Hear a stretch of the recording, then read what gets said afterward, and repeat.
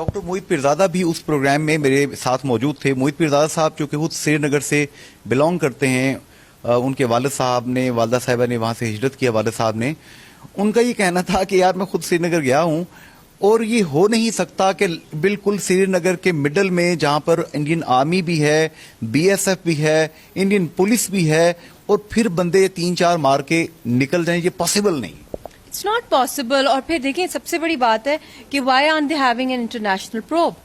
سب سے بڑی بات تو یہ ہے, اس سے کیوں چھپایا جا رہا ہے؟ یہ تو ہزاروں دفعہ ہوئے, وہاں پہ کلنگز ہوئی, مرڈرز ہوئے, ان کی وہی گھسی پٹی باتیں کہ ہم کمیشن بنائیں گے, انٹیروگیٹ کریں گے, انکوائری کمیٹی بنے گی, مگر آج تک کبھی ہندوستان نے پرسیکیوٹ کیا انڈین آرمی کو جو کرائمز انہوں نے کیے ہیں کشمیر کے اندر, گروسم جو کرائمز کیے ہیں, جو کہ جس کی سزا بھی آئی تھنک کم ہے, پھانسی بھی ایک کم سزا ہے, جو ایک پوری ایک نیشن کو جس طرح ٹیررائز ریگولرلی بیسس پہ ہر منٹ کیا جاتا ہے. اور جو یہ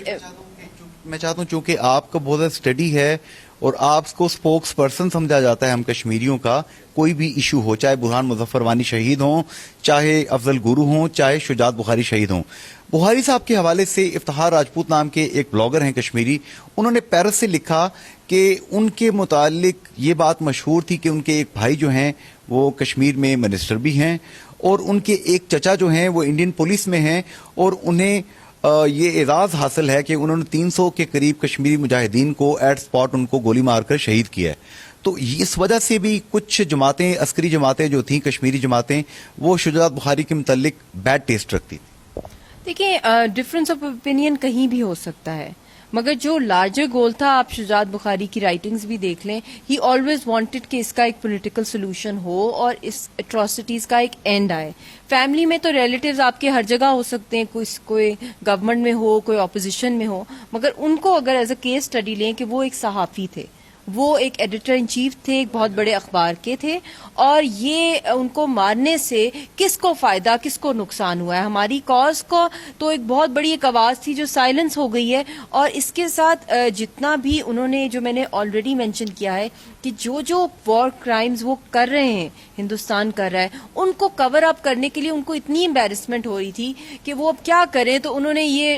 ڈرامہ میں تو بہت ماہر ہیں, وہ تو اس طرح کے, آپ کو یاد ہے لاسٹ ایئر بھی کافی انسیڈنٹ ساؤتھ کشمیر میں ہوئے تھے جس میں ہماری سیکنڈ ٹیئر لیڈرشپ جو تھی اس کو اسی طرح ماسک مین آئے تھے اور ان کو شہید کر دیا گیا تھا, کیونکہ وہ ایک طریقے سے کوشش, کیونکہ سیکنڈ ٹیئر لیڈرشپ اتنی امپورٹنٹ ہوتی ہے جو لیڈر اور عوام کے بیچ میں کنیکٹ پیدا کرتی ہے, تو اس آواز کو ہی دبا دینا, اس کو ہی ٹیررائز کر دینا. تو یہ انہوں نے پہلے بھی بہت دفعہ اس طرح کی چیزیں کی ہوئی ہیں. And if they are not guilty why don't they call for international probe? انہوں نے تو خود یو این کی رپورٹ کو ہی ریجیکٹ کر دیا جس میں کھلا لکھا ہوا ہے پروفس کے سمیت کہ کہاں کہاں انڈین آرمی نے کلنگز کی ہیں, کہاں کہاں انہوں نے پیلٹس یوز کیے ہیں, کہاں فاسفورس شیلز, کہاں rape as a weapon of war, Kunan Poshpora جس کا میں نے آلریڈی مینشن کیا ہے, برہان وانی کے بعد بھی آپ دیکھ لیں. تو دس از لائک نیور اینڈنگ جو ان کا ہے کہ یہ ہر دفعہ ڈینائی کرتے ہیں اور بلیم کسی اور کے اوپر ڈال دیتے ہیں, کیونکہ ان کو سمجھ ہی نہیں آتا اپنی 8 لاکھ فوج کو کیسے کور اپ کریں, جو سو کال ایک ڈیموکریسی کا جو ایک ورڈ انہوں نے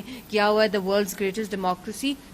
Everything dies down when it comes to Indian held Jammu and Kashmir. Contact CEO Asif Shah 0307 865 6666 and 05827 445266.